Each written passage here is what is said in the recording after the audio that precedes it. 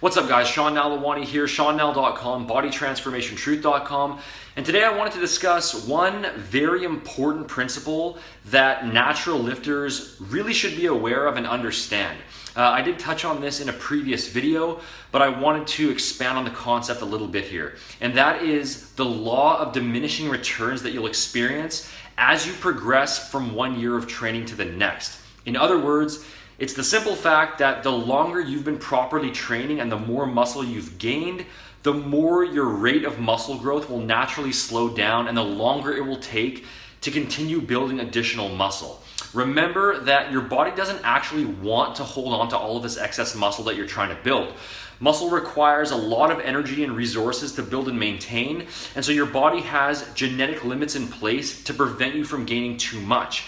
And as you get further and further away from your natural set point, and your body is holding on to more and more of this extra muscle, the harder and harder it starts pressing on the brakes to stop things from going to an excessive level.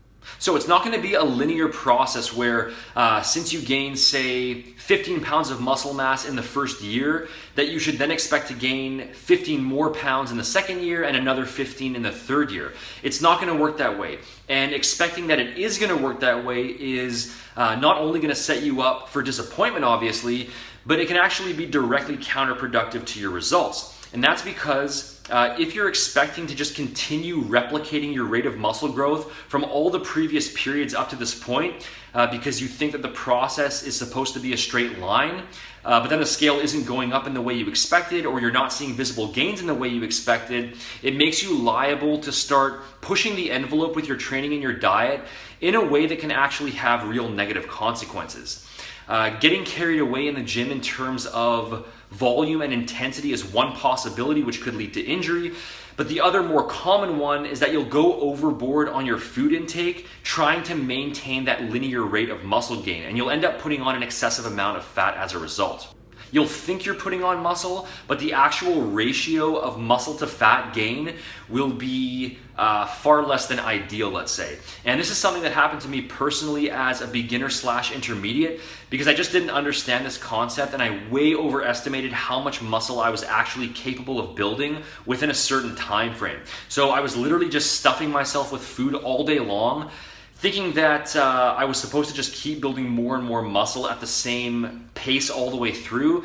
And as you can guess, I ended up putting on a very significant amount of body fat as a result. And then when I did cut later on, I realized that the amount of actual muscle I had built relative to how much weight I had gained was way less than I thought it was. So always keep in mind that your muscle building journey will be a game of diminishing returns. And it's very important to understand this, so that you have realistic expectations about how the process works, and so that you can stay patient, and so that you don't do anything crazy with your training or your diet to try to excessively speed up the process and end up fat or injured as a result of that, or fat and injured, which would be quite a sad combination. When you first start out lifting, you'll make gains relatively quickly because weight training will be a brand new stimulus for your body, and because you won't be carrying a lot of muscle to begin with. And then as your body becomes more and more accustomed to training and it's being forced to divert its resources onto building and maintaining more and more muscle, the process will naturally slow down. I did cover this in another video, and this is just a rough approximation, but assuming you're following a proper training and nutrition plan and you're remaining consistent with it, and you're starting once you're fully grown and from a normal healthy body weight, then you'll probably reach about 50% of your noticeable genetic muscle building potential within the first year of training. And then from there, it will decrease by about half for every year after that. Again, it's just a ballpark figure, so don't put too much stock in it. It could be 40%, it could be 55%.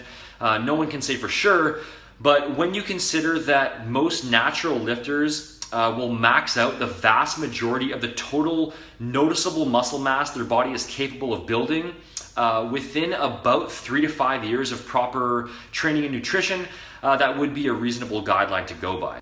So in other words, out of 100% of your genetic potential, you'll reach about 50% after year 1, maybe around 75% after year 2, 85 to 90% after year 3. And then after 4 years and beyond, you'd be right up near your natural limit, which for guys with average genetics would probably be somewhere around 30 pounds of total lean muscle mass, give or take. Maybe 20 pounds for those slightly below average, maybe 40 for those with good genetics, but somewhere around that 30-pound mark for the average lifter. And for women, you can take those figures and cut them by roughly half. It's not that you can't build more muscle after 4 or 5 years of training. You certainly can, but it's just that the rate of growth will slow down very, very sharply. Now, I know that some people don't want to believe this, or they think it's just a negative, limiting belief and you can achieve anything you set your mind to, but this is just a fact of how the process works. And it's a fact of how the body builds muscle. There are genetic limits in place that influence how fast you can gain muscle and how much muscle you can build in total as a natural lifter. And you're gonna be far better off, both physically and mentally, if you maintain realistic expectations with this. Otherwise, you're just gonna end up feeling constantly disappointed, and you might end up doing things in the gym or in the kitchen that are actually counterproductive to your physique. By all means, set big goals if that's what you're after, and train hard and focus on your nutrition to maximize your own potential if that's what you're trying to do. But at the same time, maintain a down-to-earth outlook and understand that the more progress you achieve, the more your overall rate of progress will slow down. And as a natural lifter, once you're past that 3 or 4 year mark, assuming you've done things properly and have made significant gains by that point, it's best to really allow your patience to kick into gear, be proud of what you've achieved, and then start thinking more in terms of a slower, gradual, long-term approach for continued progress over the longer term. So I hope this was helpful, guys. If you want to get a complete step-by-step plan to help you maximize your genetic muscle building potential in the most efficient way possible, including fully structured workout plans, meal plans, supplement guides, and one-on-one coaching, make sure to head over to bodytransformationtruth.com and grab my complete body transformation blueprint system. You can do that by clicking up here at the top of the screen or by using the link in the description box.